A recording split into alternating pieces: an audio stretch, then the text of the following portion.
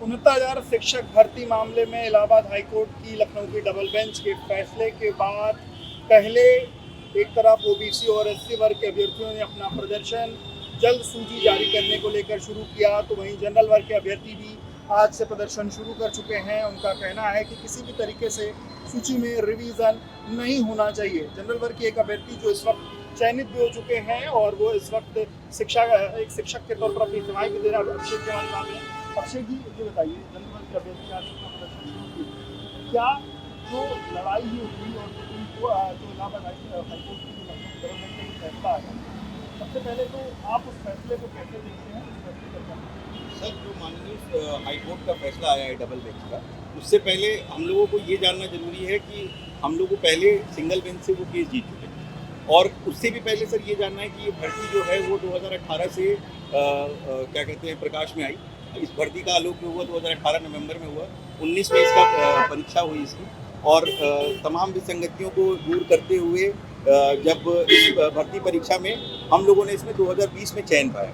2020 में जब हम लोग चयन पाए सर इसमें, तो उसके बाद से ऐसी कई विसंगतियाँ उस समय थी जब हम लोग को माननीय सुप्रीम कोर्ट ने डायरेक्शन दिया सरकार को कि आप इस पे बच्चों को जो चयनित अभ्यर्थी हैं उनको आप शिक्षक बनाइए, और हम लोग पिछले 4 साल से, लगभग 4 साल से हम लोग काम कर रहे हैं। लेकिन माननीय डबल बेंच जो हाईकोर्ट का ये लखनऊ खंडपीठ का जो ऑर्डर आया है, ये सर पूरी तरह से त्रुटिपूर्ण है, क्योंकि माननीय कोर्ट के सामने सारे तथ्य नहीं रखे, सारे तथ्य ऐसे नहीं रखे गए। आप लोग उसमें पार्टिसिपेट नहीं किए?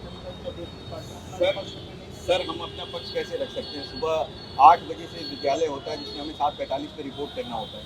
शाम को 2 बजे, दोपहर में 2 बजे छुट्टी होती है, जहां हम 2:15 बजे, 2:30 बजे तक स्कूल से छुट्टी लेते हैं। तो हम सर बार बार नहीं आ सकते। बहुत से हमारे ऐसे शिक्षक साथी हैं जो लखनऊ में तो या इलाहाबाद में तो नौकरी कर नहीं रहे सर, यूपी के पूरे 75 जिलों में नौकरी कर रहे हैं, तो सब लोग तो नहीं आ सकते थे। यहाँ पे सरकार की तरफ से जो अधिकारी गण वहाँ पहुँचे थे, ये उनकी जिम्मेदारी थी कि सारे तथ्यों को माननीय हाईकोर्ट के सामने स्पष्टता के साथ रखते, जो कि उन लोगों ने नहीं रखा। आपको लगता है कि अधिकारियों ने सही पक्ष में रखा इस कारण? जी सर, बिल्कुल। ये जो हमारे भाई लोग जो कह रहे हैं कि 6800 का शिक्षक घोटाला हुआ है, सर कैसे शिक्षक घोटाला हो गया है आप मुझे बताइए।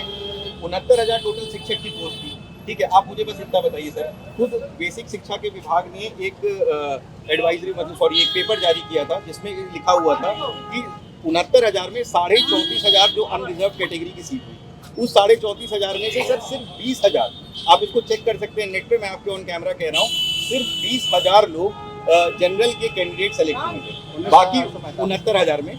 अब सर 34,500 में 20,000 तो जनरल हो गए, और उसके बाद से जो बाकी 14,000 सीट है, वो जो ओवरलैपिंग वाली सीट है, उसमें ओबीसी और एससी एसटी के कैंडिडेट्स आए, जो कि अच्छी बात है सर, जो हमारा संविधान कहता है जिस हिसाब से वो लोग आए। अब उसके बाद सर जो 27%, 69,000 का जो 27% हुआ, 18,000 ऑलरेडी ओबीसी उसमें ज्वाइन है, 21% एससी के रिजर्वेशन में, जो भी एग्जैक्ट डेटा है सर वो मुझे याद नहीं, 7,000 या 8,000 वो लोग भी ज्वाइन है। 2% जो एसटी का डेटा था उसमें सरकार को 2% एसटी नहीं मिले, तो 2100 के आसपास सीटें खाली रह गई। तो मुझे ये बताइए कि जो बार बार सरकार को वो लोग कह रहे हैं कि इसमें आरक्षण महा घोटाला हुआ है, कहाँ से घोटाला हो गया सर?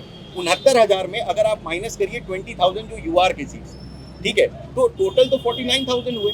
अब उस 49,000 में सिर्फ आपके रिजर्व कैटेगरी के कैंडिडेट्स हैं, तो 69,000 में अगर 49,000 आपकी रिजर्व कैटेगरी है, तो आरक्षण घोटाला हो कैसे रहा है? जो लोग वो 3 दिन से वहाँ पे धरना दे रहे हैं कि आरक्षण घोटाला है, योगी जी ने माना है, ये योगी जी कहाँ माने इस बात को? आप लोगों ने जानबूझ के हमारे इतने अच्छे सीएम को आप लोग डायरेक्ट कर रहे हो। उन्होंने एक नियुक्ति करी, इतनी पारदर्शिता के साथ करी, और उसके बावजूद भी आप उसमें मांग रहे हो। अब आप सर ये कितनी बड़ी, मतलब दिस इज आयरनी कि ये लोग कह रहे हैं 19,000 सीटों पे घोटाला हुआ है। अरे भाई 20,000 तो जनरल ज्वाइन ही है, 69,000 में से 49,000 आप लोग ले ही चुके हो, तो फिर आपको और 19,000 देंगे तो हम लोग जाएंगे कहाँ सर? हम लोगों ने कोई इस तरह से तो डायरेक्टली नियुक्ति ली नहीं, ना हमने किसी को पैसा दिया, ना हमने किसी को कुछ दिया। सरकार ने विज्ञापन निकाला, हमने पहले टेट की परीक्षा पास की, सुपर टेट की परीक्षा पास की, ठीक है, उसके बाद हम लोग गुणांक में मेरिट में आए, और उसके बाद सबको जिस तरह का डिस्ट्रिक्ट मिला वो वहाँ गया। तो घोटाला हो कहाँ से रहा है?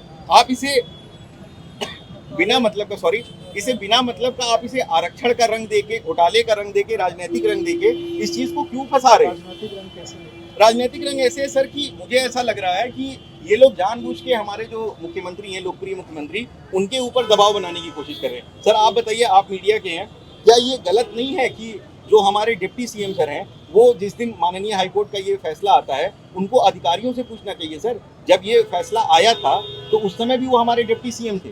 अगर उनको लग रहा है कि इसमें कुछ विसंगति हुई थी तो उन्होंने क्यों नहीं पूछा उन अधिकारियों से? वो ऐसे कैसे कह दिए कि जो आरक्षित वर्ग के लोग हैं उन लोगों के साथ अब जाके न्याय हुआ? आप भी तो सर उस समय डिप्टी सीएम थे। तो क्या आप अपने सरकार पे सवाल नहीं खड़ा कर रहे हैं? आप अपने सरकार पे भी सवाल खड़ा कर रहे हैं सर।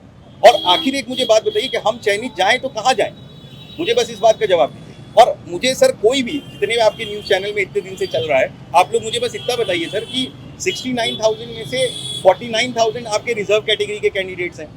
49,000 आपके रिजर्व कैटेगरी के कैंडिडेट हैं और उसमें ऐसा भी नहीं है सर कि ओवरलैपिंग नहीं हुई है। सारा डेटा बेसिक शिक्षा के विभाग के वेबसाइट पे अपलोडेड है। तो फिर कहाँ से घोटाला हो रहा है? क्यों आप सरकार को बिना मतलब दबाव में दे रहे हैं? हम लोग भी सर लगातार 4 साल से काम कर रहे हैं। जो सरकार हमें कहती है वो हम लोग कर रहे हैं। आखिर उनको देना है। और सर दूसरी बात एक चीज़ और है, अगर सरकार ये कह रही है कि हम क्या कहते हैं समायोजन करेंगे, सर आप समायोजन करिए, बिल्कुल सर आप सरकार हैं, आप माई बाप हैं, आप सब कुछ करिए, ठीक है सर, कोई दिक्कत नहीं। लेकिन आप समायोजन जो लोग कह रहे हैं 68, पहले तो वो लोग कह रहे थे कि 19,000 का घोटाला हुआ है। 3 दिन धरने के बाद पता नहीं इन लोगों को क्या हुआ सर, आज हम लोग आए हैं तो वो 6800 हो गई है वो सूची। चलिए भैया वो 6800 सूची हो गई है तो समायोजन सरकार उनका करे ना, हम लोग पे क्यों कर रही है? हम लोग क्या हर एक प्रोसेस को फॉलो करके आ रहे हैं? तो हमारा तो कोई ऐसा मतलब नहीं बनता, हमारा क्यों समायोजन होगा सर? बस हमारी इतनी मांग है। आज तो आप लोग छुट्टी लेकर के अपना प्रदर्शन कर रहे हैं जी सर। सर, क्या कि आप लोग वर्किंग हैं, तो क्या ये छुट्टी बढ़ा करके प्रदर्शन अपना जारी रखेंगे या क्या मांग से सरकार को कोई अप्रूवल देना चाहिए? सर मैं बाकी लोगों का तो नहीं जानता हूँ, मेरी एक दिन की छुट्टी है, उसके बाद से अप्रूवल मुझे मिला नहीं है तो मैं तो कल अपने स्कूल लौट जाऊँगा। लेकिन सर ये लड़ाई कौन लड़ेगा? सर लड़ाई हम लोग तो आज आए हैं डीजी मैडम से बात करने के लिए, या जो भी अधिकारी लोग हैं हम बात कर लें, हो गई तो सर ठीक है, वरना हम लोग लौट जाएंगे सर, क्या करेंगे? फिर अगर जो सूची में रिवीजन की जो आदेश है उस आदेश तो सर अब उसके बाद एक ही ऑप्शन ही बचेगा कि या तो सरकार सुप्रीम कोर्ट जाए या हम लोग सुप्रीम कोर्ट जाएंगे, यही हो सकता है। तो आप लोग इस बात कर रहे हैं सर अभी कुछ ऐसा प्लान नहीं है क्योंकि सारे जो हमारे साथी हैं वो अलग अलग डिस्ट्रिक्ट्स में हैं और वी कैन नॉट से कि हम लोग अभी ही जा रहे हैं, बट जाएंगे सर। अगर इस तरह से हित प्रभावित होगा तो हमें एपेक्स कोर्ट के पास जाने के अलावा और कोई ऑप्शन नहीं है। तो देखिए आप अभ्यर्थियों को आपने सुना इस तरीके से जो चयनित अभ्यर्थी हैं जो जनरल वर्ग से आते हैं, उनका कहना है कि इस पूरी जो 69,000 की भर्ती है 49,000 के करीब में जो अंदर कैटेगरी के लोग हैं उनको ऑलरेडी रिजर्वेशन के तहत उनको नौकरियाँ दी गई हैं। मात्र 30,000 ऐसी सीटें हैं जिस पर आरक्षित वर्ग के जो लोग हैं वो काम कर रहे हैं और अगर 19,000 से ज़्यादा की बात है तो क्या सिर्फ 1,000 ऐसे सीटें बचेंगे जिस पर ये आरक्षित वर्ग के जो व्यक्ति हैं अपना काम कर सकते हैं। साथ साथ उनका ये भी कहना है कि अगर उनको सरकार से कोई किसी तरीके का कोई आश्वासन नहीं देता तो आने वाले दिनों में तो सुप्रीम कोर्ट जाने की भी बात सोच सकते हैं। विवेक राय, इस लाइव।